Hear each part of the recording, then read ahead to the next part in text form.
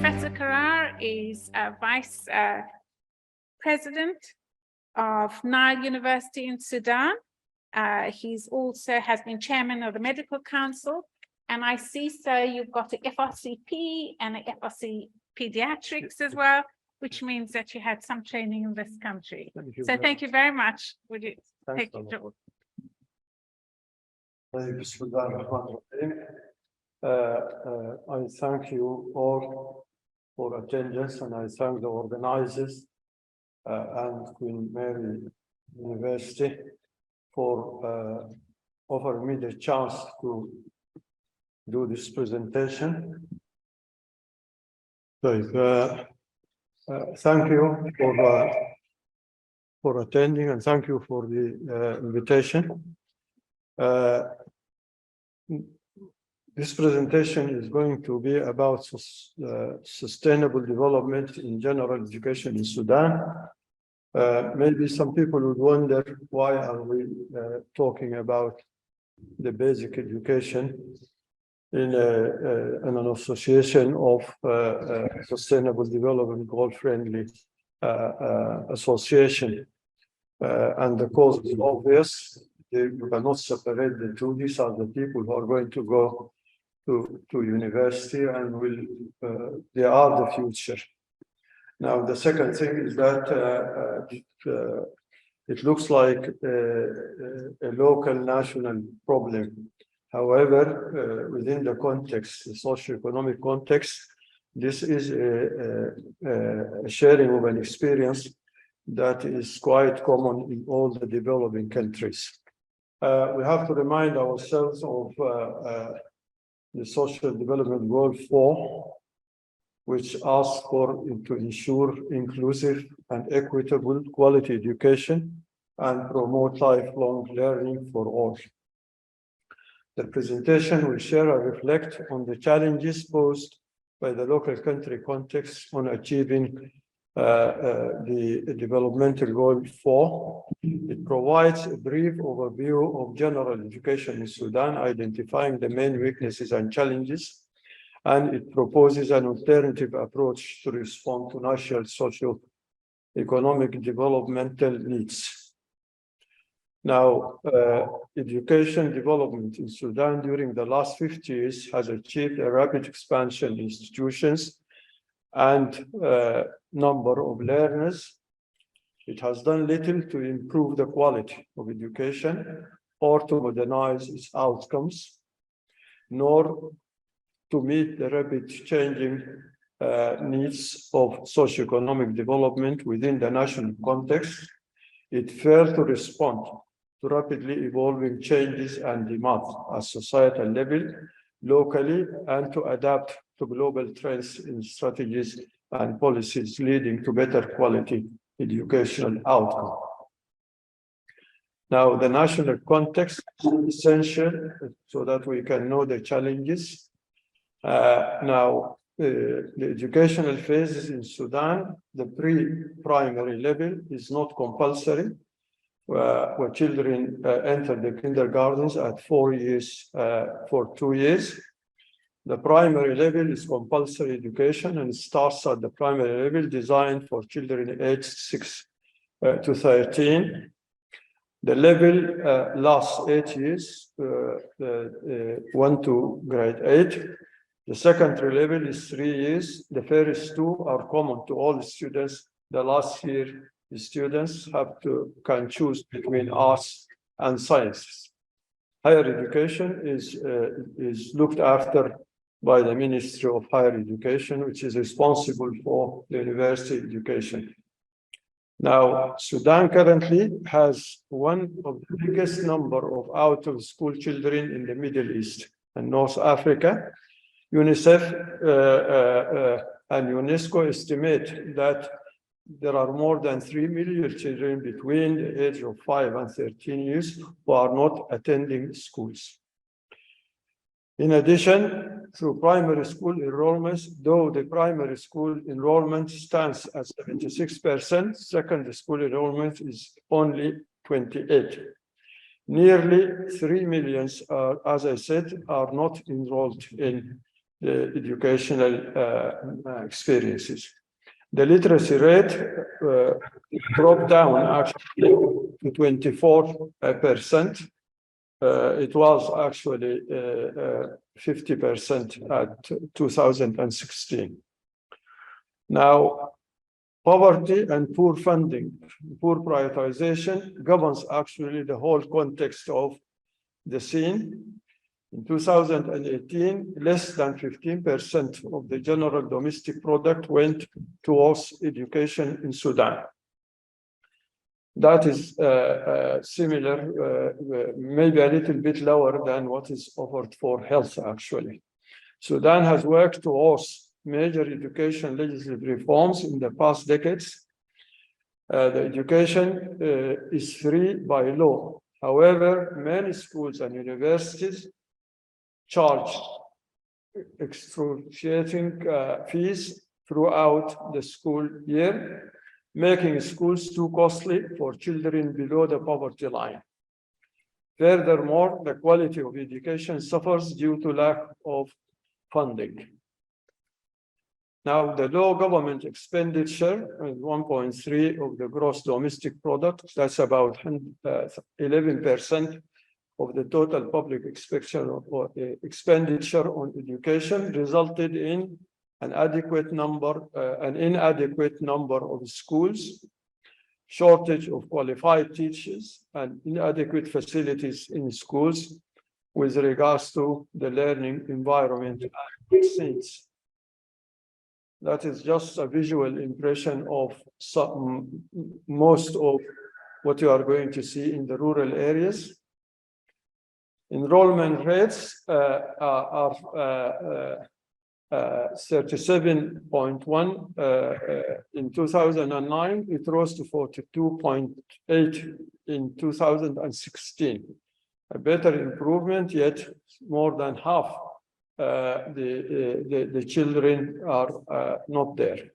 Basic education remains, this is the preschool phase. In the basic education, the numbers are better. You have about 73% in 2017. Out of those, 38% enroll in the secondary schooling. So 2/3 of children are not actually in the secondary school. There are more boys accessing basic schools compared to girls. The ratios are 75 to 71. Now, dropout rates, actually the retention rates are low. And when you segregate this by rural to central to cities, the urban, there is a big difference actually of 9 points. By the end of basic education, the completion rate for urbans is 77%. That is more than double the completion rate in the rural schools. So if you look at this scene, then you can see that there is a very definite actually non-equity regarding children in the rural areas versus the urban areas. There are indicators of gender inequity. And if you go to the rural, the gender equity gap is bigger than the average that we've seen. Now, the teachers, it is one of the statistics of the review report, which is done by the Ministry of Education, looking for a situation analysis to look forward to a strategy to 2030, is that 13% of the total teachers in government schools didn't have any training actually on education mode, and they are volunteers actually. In the secondary schools, 11% are of the same. And again, the more you get away from the cities and the urban situation, you will have the school teachers actually not only volunteers, like in totally didn't have any experiences on education and educational approaches. Now, this is a summarization of this document that is looking for a strategy to 2030. It is done within the Ministry of Education.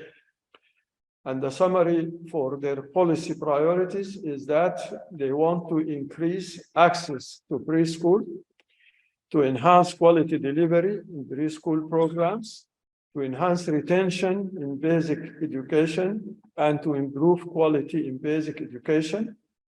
They are also aspiring to increase access and equity in formal basic education, increasing opportunity for basic literacy programs, increasing access to equity in secondary schools, and improving the quality and skills development at that stage, strengthening the system for delivery of preschool, basic, and secondary education.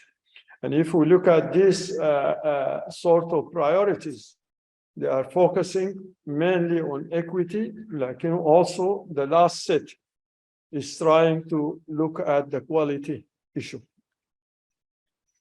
Now, if we look at equity, the subsection investigates 3 types of disparities in provision of education within the country. The first look in the regional disparities.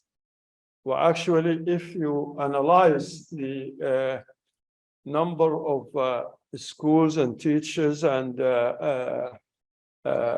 different programs by states, there are certain states that are so disparative that most of their children are not having any sort of ambitions to go to universities or even the secondary school level.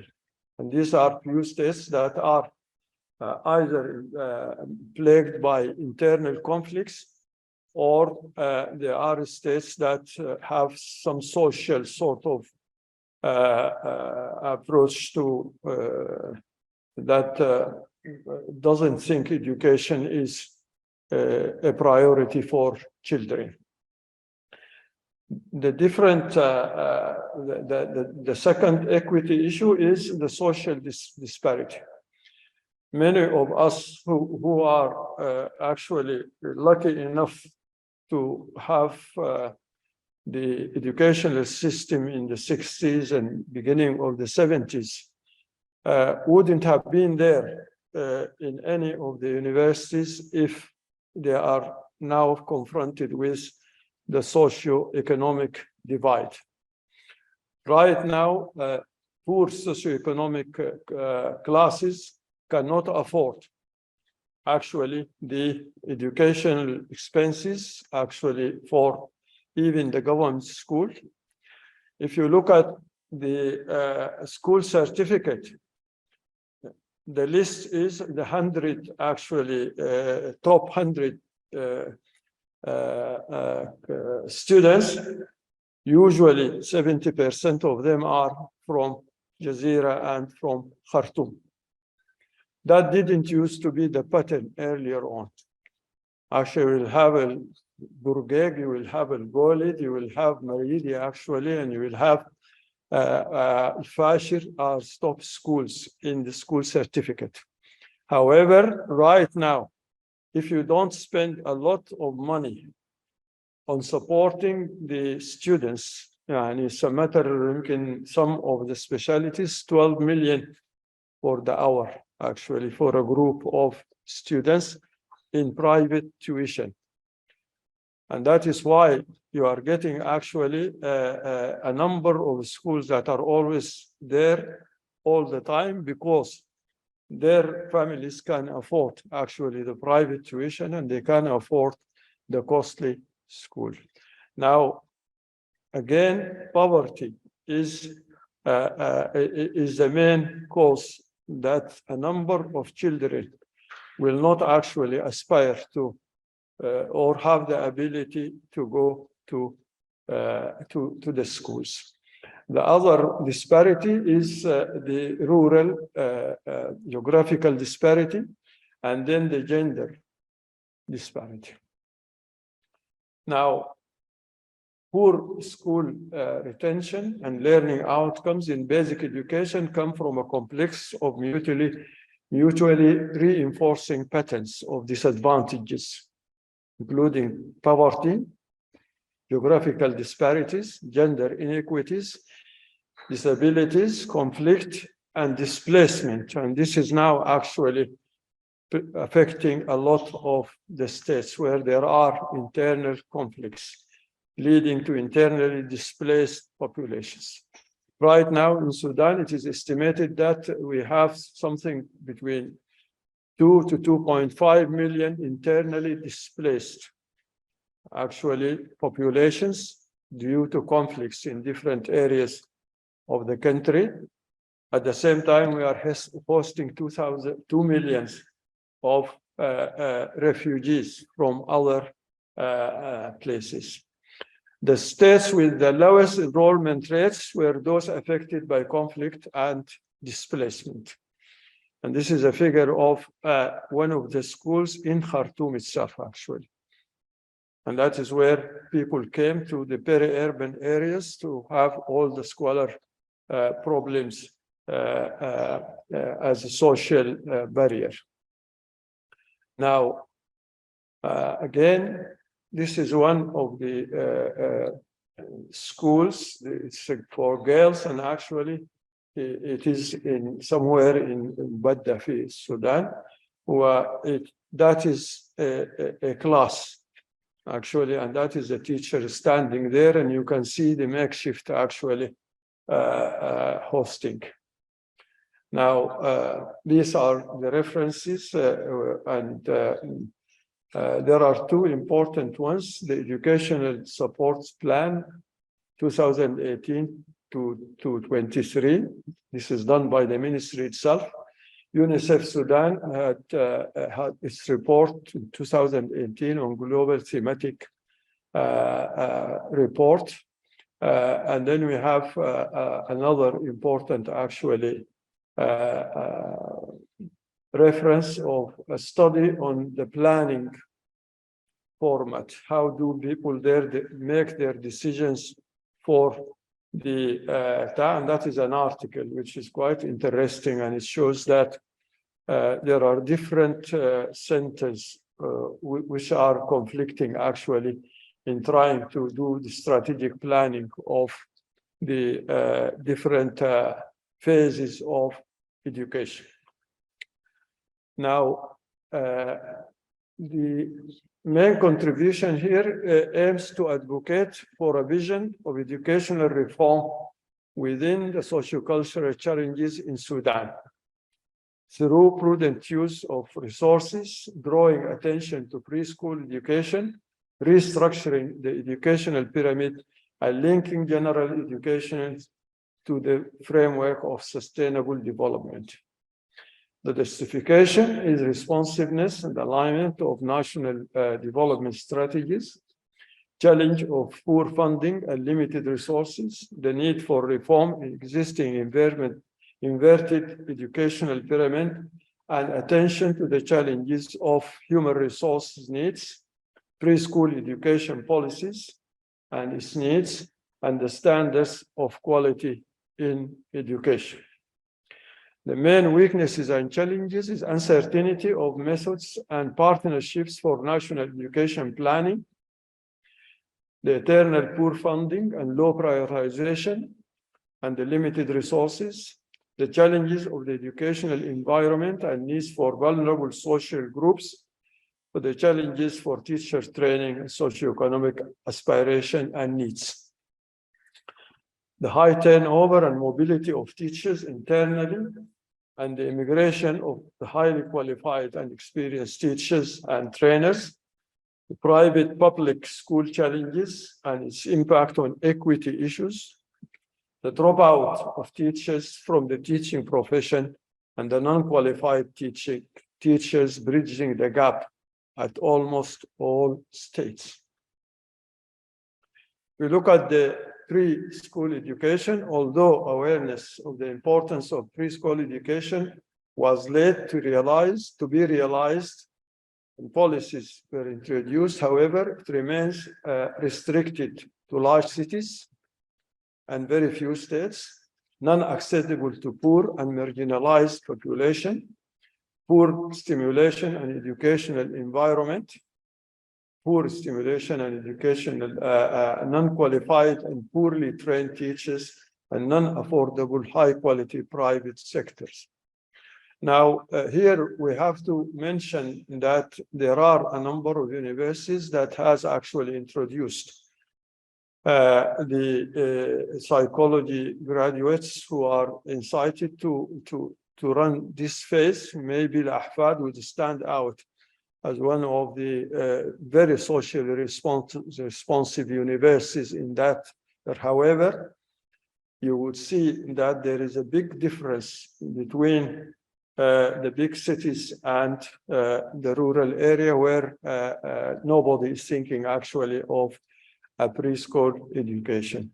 Now that gap in some places is covered by al-khalwa, which actually adds a lot to making the students having the discipline and the ability and the مقدرات في العربي والقرآن الكريم والتربية الدينية. فهنا this is one of the big disparities actually and gaps, because you will have a child who is going at 6 years at school and he didn't have any sort of preparation for the school, and you are asking him to compete with others actually at that level. Now, these factors left the general education in Sudan in this array. But we envisage that what do we need? We need a conceptual framework for educational development of a system that will produce university graduates, technicians, and skilled laborers who are motivated, have job satisfaction, and are committed to their professions. They are willing to work and think of their own, and they appreciate their contribution to national development. Actually, if we look now at the state of the education is mainly actually through preparing the child to the school certificate rather than giving him the schools. Some limitations are because of resources, of technical support, and as we said, of the teachers that who have the educational training and ability to deal with different age groups. We need to develop positive attitudes towards society and the work ethics.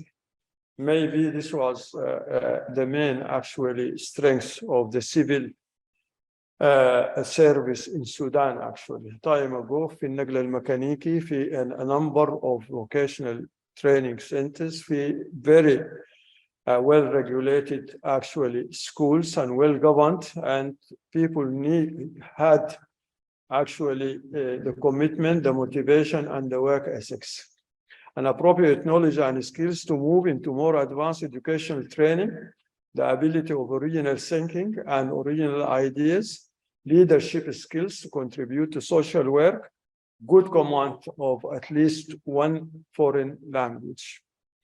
The language is now becoming a very big barrier, actually, for a number of school graduates university graduates who are aspiring to move abroad, where they are asked either to have a TOEFL or a license of foreign language, and many of them cannot actually pass that level without a lot of difficulty, actually.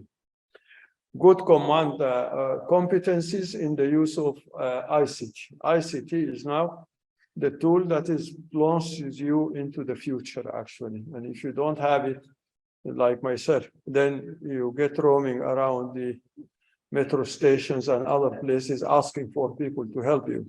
Now, The inverted pyramid statistical show an appreciable discrepancy on spending of the allocated funds. These meager funds actually, academic education funding is higher than that allocated for technological, technical, and vocational training combined. And the schools for getting skilled laborers and getting technicians and technical work are not existent actually. And if they are there, they are not empowered. But this is a big gap for a country that needs to get developmental schemes going on. Now, the main concept of this presentation is to move to an internationally recognized system, rather than remain tied to a regional educational philosophy that has not proved its worth regionally or internationally. If we remember this system was actually copied from the Egyptian system, actually, the framework itself. Well, actually, if we had an honest analysis, it is not actually the concept, but the application of that within the context of Sudan was a big mistake, actually, for a number of reasons. There is adequate evidence to support this statement. Now, we cite actually that Japan education is offered to 10%, university education is offered to 10% of the students. In China, branching into the technical and vocational education and vocational training is a major feature because of their development engine. Now, in Europe, universities form the top of the pyramid with a robust middle section of technological and vocational education. And that is why the services are working, actually. We are suggesting that the base should be offered to a broader, actually, percentage. We move to the intermediate, actually, and get rid of this 8 years. And then we have the secondary. A bigger share of the secondary has to go to technical and vocational training. And we get a lesser proportion of universities and university graduates, okay? So that we can actually get the